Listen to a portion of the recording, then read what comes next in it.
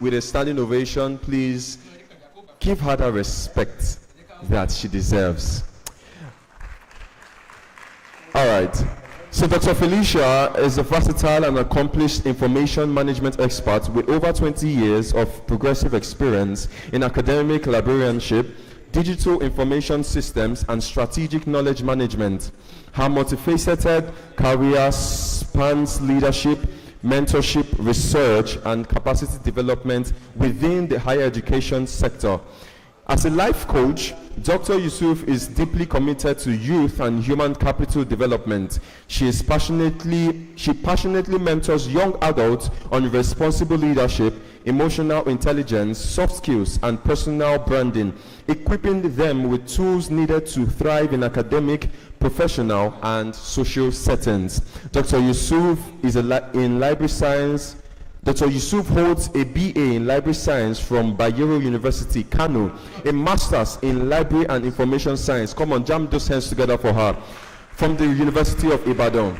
And she's also a PhD in Library and Information Science from the University of Ilorin. Come on, it's not easy to be a doctor. Her academic journey reflects a lifelong dedication to advancing knowledge in the field of library and information science.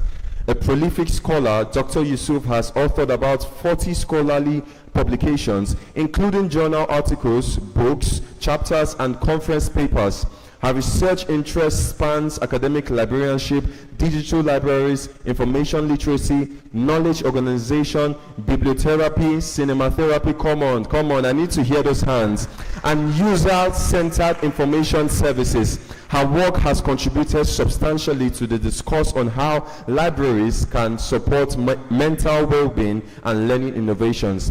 She has featured on numerous international platforms and is a regular speaker at conferences, workshops, and seminars, both locally and internationally.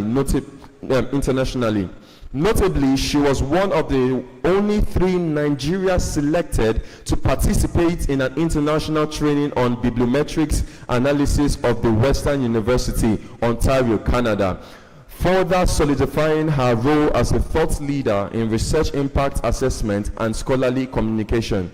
Dr. Felicia Yusuf inspires excellence and innovation in mentoring librarianship, research, and youth empowerment, making her a respected voice in academic and information management communities in Nigeria and beyond. Ladies and gentlemen, with a standing and a clapping ovation, please welcome on stage Dr. Felicia Yusuf. Thank you so much, man. This is your librarian, by the way. Bells University, you can do better. Come on. Don't stop until she gets here. You are welcome, man. Thank you so much for being here. Please be seated. Thank you very much, Mr. Moderator. This afternoon, permit me to recognize the Vice Chancellor of Bells University of Technology, Professor Jeremiah Oludele Ojediran, and other members of management in absentia. Let me also recognize a co-speaker, Mrs. Rachel. The moderator attempted to pronounce your surname, but he failed, and I don't have it, so I'm sure you'll pardon me for just calling you Mrs. Rachel. You are welcome to Bells University of Technology. The convener of the conference, I think is Mr. Anu, yes, he's somewhere seated. And please permit me to adopt the already well-established protocol by the BUSA president. I'm sure you'll be wondering how I got to know. I was watching online from my office, and when it was getting close to the time for my presentation, I decided to just come without being called. I'm sure Anu was very surprised when he saw me on his way. So it's nice to be here, and this is the first time I'll be speaking on this platform, the Bezalel platform. I know it is about creativity, it is about innovations and all that. I listened to the panel discussion, and I was actually wowed because I saw a number of our students, or who are now alumni, doing beautifully. And if you ask me, that is the whole essence of why we are here at Bells University of Technology. No wonder Anu gave me a topic. He asked me to speak on education and the future of work requirements. And I looked at it from various perspectives. And I had to call him. Anu, what exactly are you expecting with this presentation? And there was something he said to me, which I have also heard being said myself by a number of Gen Zs. And they happen to fall, that age range happened to fall within the student population we have here at Bells University of Technology. So I want to believe that this topic is very apt at this point in order to redirect our Gen Zs, our students, to the right path.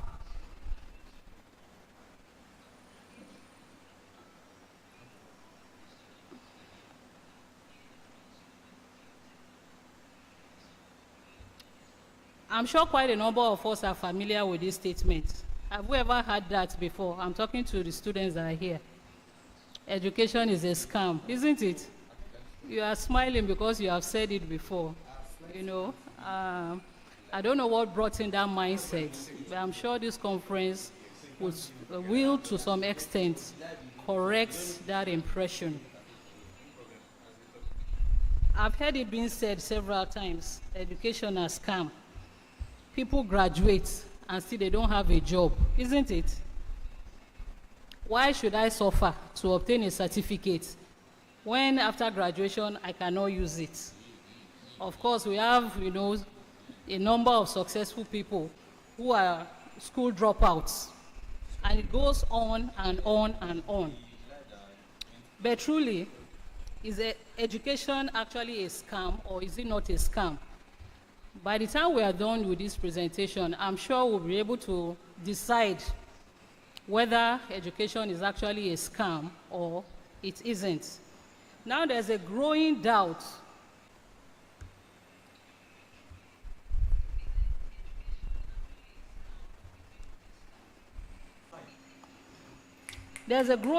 around education and the future of work. Some believe it is more profitable to skip school, and then learn a skill instead. I'm sure at some point, some people have thought of this. After all, people who are skillful, they appear to be the ones, the industry is looking for. Others believe the education system is outdated, and it no longer meets the requirements of the job market. Others also said that school is a scam, and that is very common among youth, like I said before. But the big question now is this: is education really worth it? I'm sure we'll go on this journey, and at the end of the presentation, you will be able to answer by yourself whether education is actually worth it or not. Like I said, I was trying to look at this topic from a different perspective, but on a second thought, I decided to call Anu. And Anu said this is what he wants the audience to learn this afternoon. And so I had, if you look at my laptop, I have like 3 presentations, different presentations on this same topic. But I'm using this for this audience. So I'm not here to shy away from the truth. And what is that truth? Or the seemingly truth that education is a scam. It is true that many students feel highly discouraged, and you won't blame them because of unemployment. Some persons will graduate from school, and 5 years down the line, they are still struggling to get their footing. Nigeria has happened to them. There's economic hardship everywhere, obviously. Even a baby will tell, because I'm sure the bottles of or cans of milk that the child is supposed to drink per day keeps dropping. I can see Mrs. Razak there, smiling because she understands what I'm saying. So even the children are feeling the economic hardship. There's corruption everywhere. Nigeria is, like 2-4 in corruption. And then stories of graduates struggling to survive everywhere. These are truths that we cannot deny. Everybody in Nigeria knows that these are the realities on ground. But we're going to be looking at the bigger picture this afternoon. Remember, we started by saying a lot of youths these days believe that education is a scam. But let's look at the true meaning of education, because we have actually limited education to, being confined in a classroom, and then somebody is teaching you, and all that. And when you mention education, the first thing that comes to mind, the mind of so many people, is higher education. What about primary? What about secondary? They are all forms of, they are platforms where you are educated. But because we are talking of to university students, we'll just limit it to higher institutions of learning. So education is not just the process of schooling. It goes beyond that. It is actually about continuous development of skills.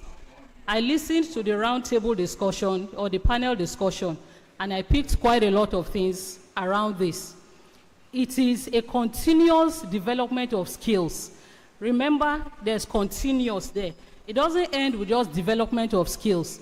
If you just develop a skill and you stop there, a time will come that you will wake up to an economy that no longer exists. So it has to be on a continuous basis. It is about critical thinking. It is about your ability to adapt. Adaptability is one of the key things that industry looks for in graduates. We'll still get there. And then you're able to solve problems, and then you remain relevant in a constantly changing world. Imagine a secretary that, in those days, Olympia typewriter. How many of us know Olympia typewriter here? I'm sure Mrs. Rachel will know Olympia typewriter. And you were a secretary back then, and you could type 2 million words on Olympia in a second. And you still pride yourself in that, in this dispensation.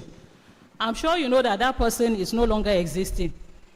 The person is no longer in this world because a lot of improvement has come on Olympia typewriter. So if you do not develop your skill along that line, you will have problem. So like I said, education is what gives you that, and it's not within just the confines of a classroom. That is where the misconception comes in, and that is why you see a lot of students, a lot of youths these days saying that education is a scam. I beg to differ. Education does not live within the classrooms. I think I've said that.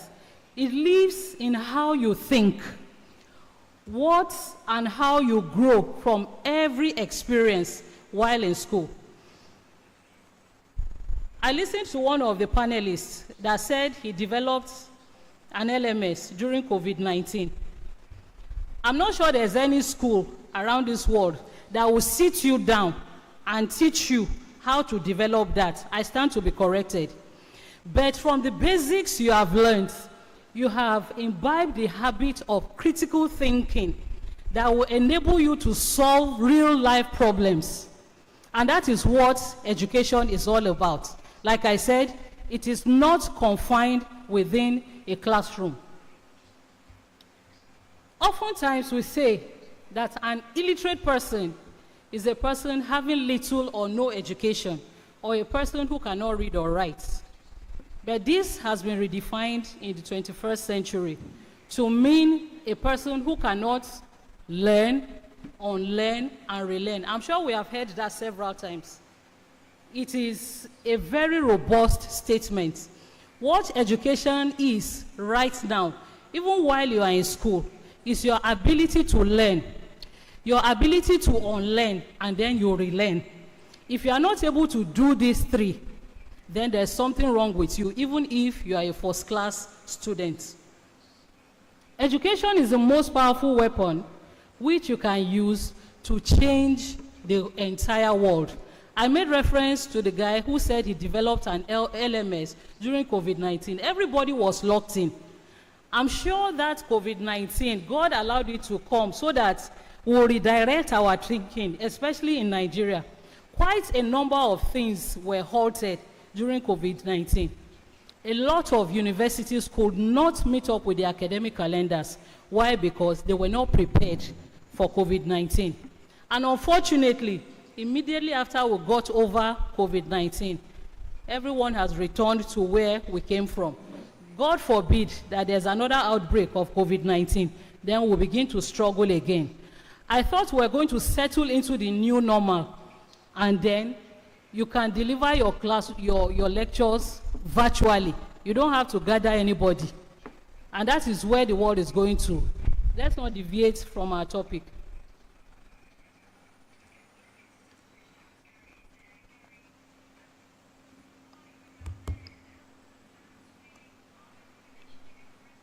Sorry, it appears this thing is hanging.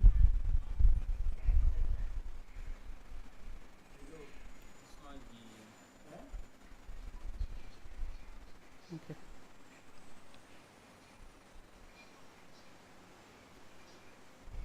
So having laid this background, I'm sure we are beginning to get a bit convinced, not totally, that education is not a scam after all, because it adds a layer of refinement to whatever you do.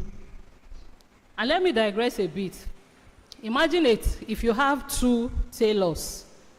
They call themselves fashion designers now, isn't it? They are still tailors, isn't it? If you have two of them, one is educated, the other is not. They may be able to sew the same outfit, but there are some little details that the person who is educated will add to the sewing that will make it exceptional. And that is because the person is educated. Somebody mentioned Vicky James. And you know, I laid a background. I'm sure somebody is already thinking, Vicky James did not go to the university. I don't know if she has the degree now. I stand to be corrected. But she has some level of education, isn't it? Do you know, I know of a man, he's late now. He never went to any university, but he tutored himself from home, wrote, what is it called, WAEC, did everything he needed to do. At some point, he became a chartered accountant on his own, self-tutored. He kept working and working and working on himself to get to that level. How much more those of us who are confined, you are in school, you should be able to do much more than people who, you know, are on their own schooling themselves. So I was talking about a tailor. Vicky James, because of her level of education, whatever it is able to put those finishing touches. And I heard one of the panelists say that when he's about to get married, that he will go to Vicky James. Why didn't you go to Bell's Drive to drop your wife's wedding gown? I don't know if the person is still available around here. Why did you not go there to drop it? Of course, the person will charge cheaper. Why? Because there's a difference. That person may be a roadside that just learned the skill, but the finesse will not be there because there's no education to back it up. So at no point will you say that it's better to go learn a skill and then forget education. What we should be advocating is skill plus education. When you have that, you have a leverage. Education actually gives you a leverage anywhere you go. And that's why I said here, it helps you with better problem-solving skills. You pay attention to details. You are exposed to global standards and trends. There are tailors on the roadside that may not even know how to market whatever it is they are doing. Why? Because they are not trained, they are not educated to that level to know that there are platforms where you can actually advertise your products. So education gives you that leverage. Imagine I have a PhD by God's grace, and peradventure in future, I decide to venture into fashion designing. And I have my complimentary card. And you walk into my shop, and maybe when you are going, I give you my complimentary card, and you see a PhD. You know you have a rethink. If I charge you 2 million, you won't say no. Am I speaking? But why are you able to pay that 2 million and not go somewhere else where you pay 100,000? You would think that this person has a lot to offer. Oh, this person has a PhD. It must be passion that drove this person into what he or she is doing. And then you place that value on me. Do you know, even as simple, if you see so many people who are educated, who ventured into entrepreneurship, you will discover that they have their business cards. Go to anybody who is into business and is not educated. They don't consider a complimentary card as anything that adds value to their business. The extra, why you are able to think like that is because you are educated. And the classroom may not even give you all those things, because what we usually look out for in a university especially, they will tell you that they are just teaching us theory. They are just doing that. I'll still get there so that you see where the balance comes in.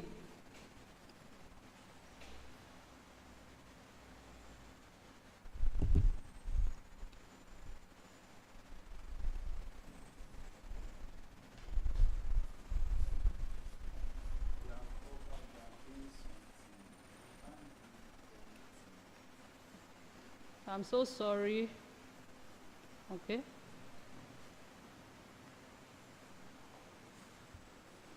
Now we'll look at education versus job market.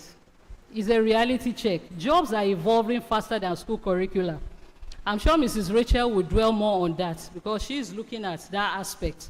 They are the ones that know what they want in the industry. We are the mills preparing them for the industry.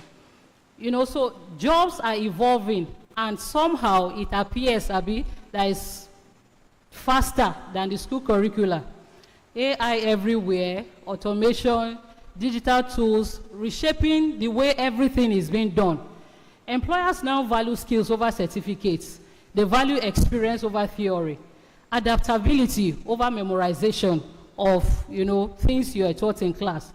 Employers and societies are increasingly seeking individuals who can solve problems with creativity and innovation.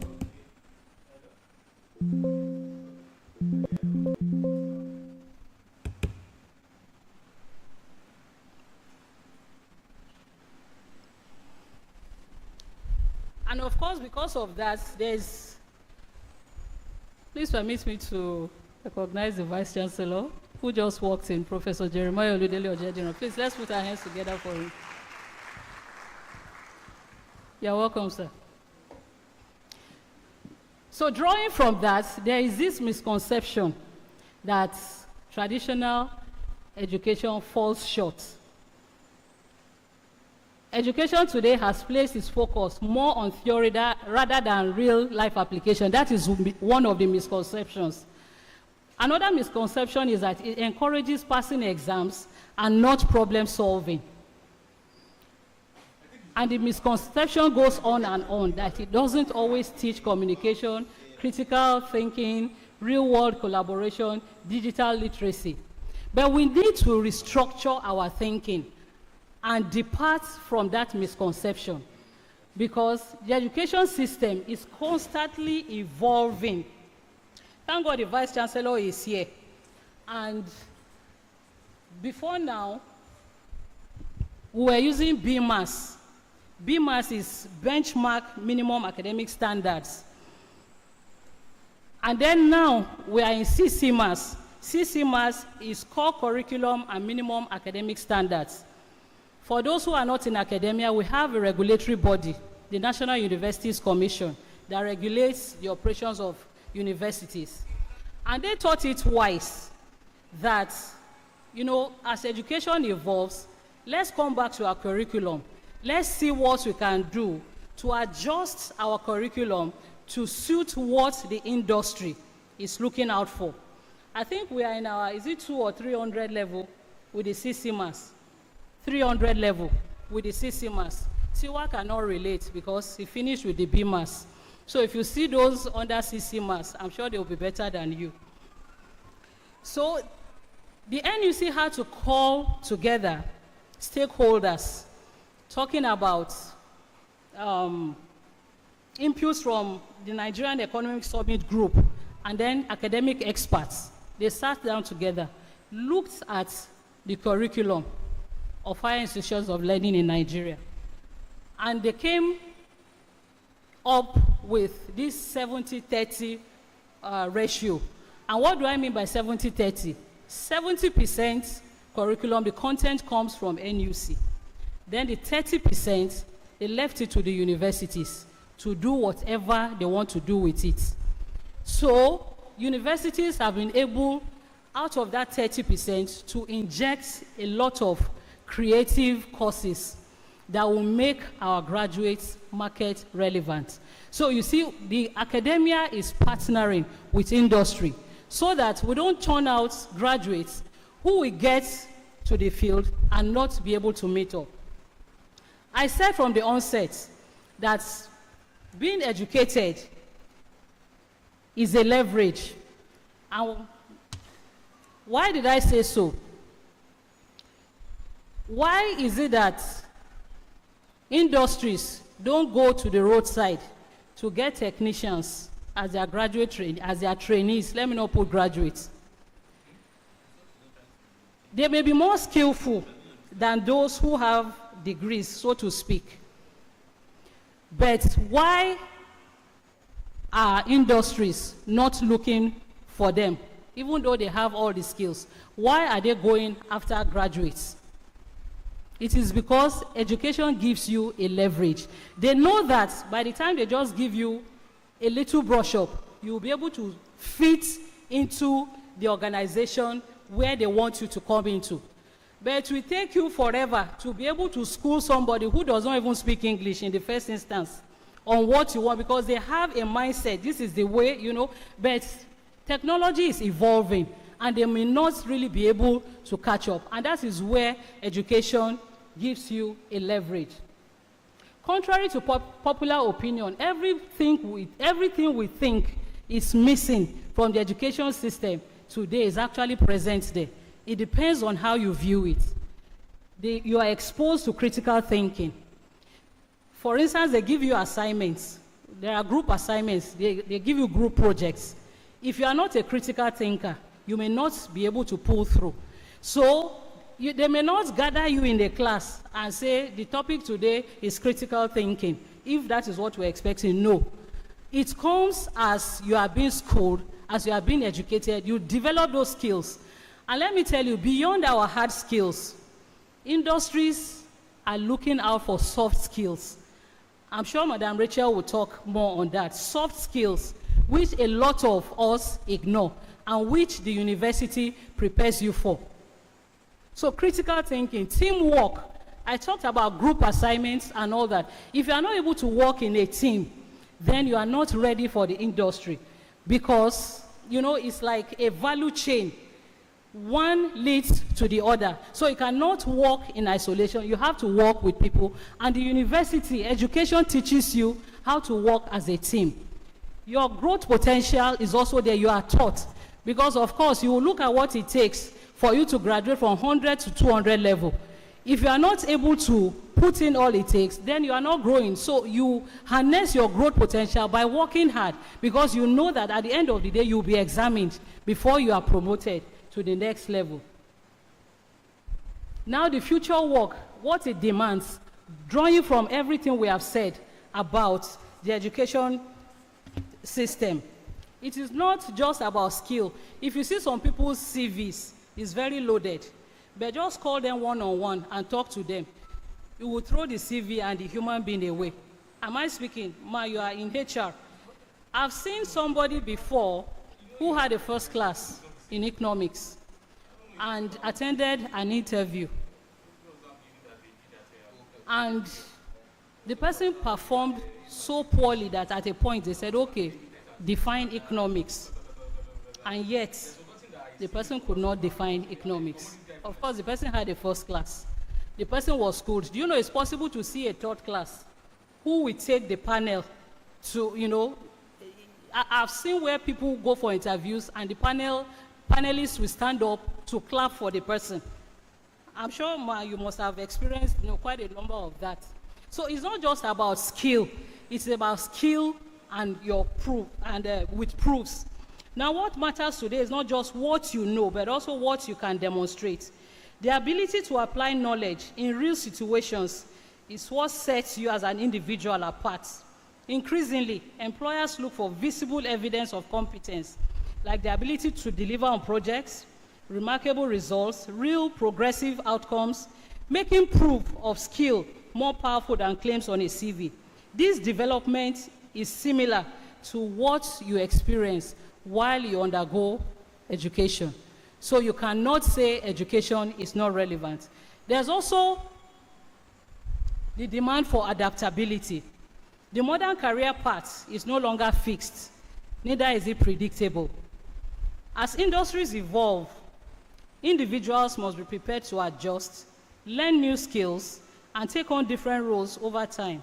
Adaptability is the ability to stay relevant by continuously evolving with change rather than resisting it. The education system, as it is, pushes you to adapt to change.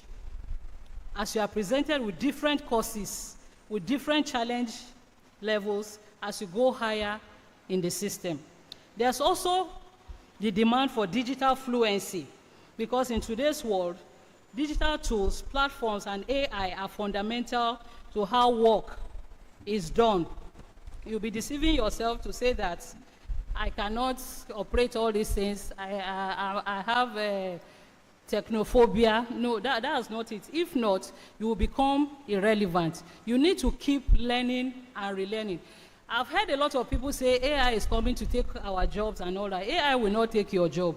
If you evolve with AI, it will not take you. It is a tool that you use to get your job done. It is when you fail to evolve with the trend, with technology, that you'll be left behind. You just discover that you wake up to a world that no longer exists. Just as support system, but as an essential part of productivity, communication, and innovation across all fields. These tools play a major role in education, as there is unlimited access to a bank of knowledge, which helps in the course of learning, both inside and outside of a formal education. There was something we deployed recently here at Belstec. It's a context platform. And on that platform, you can, there's an LMS that enables you to, the LMS enables course lecturers to be able to administer assignments, administer or send their lecture notes and everything on that platform. Imagine a student who has not developed that skill to actually explore that platform. The students will go to a workplace and still not be able to do anything. Now I'm saying education here, because they are being educated here, they are exposed to these things, so that when they go out, they are also able to play with technology, so that they are not just there. I've had a student that came some time ago and could not even power a system. And I was like, in this age, in this dispensation, I'm sure they give them assignments that should compel them to actually use technology, but because they do not want to use it, it will now be that that student will tell you education is a scam, they did not teach me. Meanwhile, they are being taught, but you have refused to engage. When you now get to the workspace, you'll be exposed. I've also talked about soft skills. A lot of soft skills these days. Communication skills, ability to solve problems, emotional intelligence. Those are skills that are demanded in the workspace. So having said all that, the question is no longer whether education matters or not. It is how you choose to use education. Will you simply pass through it, or will you extract everything it offers? Will you wait for opportunities, or will you position yourself to grab the opportunities? Education is not preparation for life. Education is life itself. And the future will belong to Only the people who can combine skills with proof, who can adapt to change, who can speak the language of technology and still remain deeply human. From there, we have to change the narrative that education is a scam. It is not a scam. Learning no longer ends with graduation. A lot of people, I recall then, I'm also one of them. I will share my example. When I finished my first degree, I thought I had finished the entire life. Do you know, I threw away all my notebooks. I said, hey, you know, I've graduated. What a misconception. The narrative must change. Learning does not end with your graduation. What you do with your education is what matters most. It's not school versus skill these days. It is school with skill. You combine your education with your skill. And you have to continuously upskill, reskill, in order for you to remain relevant in the rapidly changing world. Lifelong learning should be our watchword. I'm not only speaking to the students. It should be our watchword. I exchanged a lot of literature with the Vice Chancellor. And there's one I just gave him now that has been putting him on his toes. I'm sure we can also get it. Atomic Habits. You can't read that book and remain the same. Atomic Habits. So it's about learning. You keep learning every day. Even if you are a professor, if you don't keep learning, you will soon be shelved. They will put you on the shelf because you'll be talking and people will be wondering, are you still existing? So we'll keep learning. Lifelong learning is a watchword. So by way of conclusion, may I say that the future of work, those who will thrive will not simply be the most knowledgeable, but the most capable of turning knowledge into meaningful and measurable value. A lot of our panelists graduated from here, and they are turning the knowledge they have gained into value. Why? Because there is a background, a foundation has been laid, and they are building on that foundation. Those who call education a scam are those who have decided to remain at the level, you know, of knowledge they acquired while in school. That's supposed to be a foundation for you, which you will leverage on. And that is why continuous lifelong learning is the watchword. So the question is no longer, is school a scam? The real question is, am I using education to its full potential? I think I will leave each and every one of us, including myself, to answer that question. Thank you.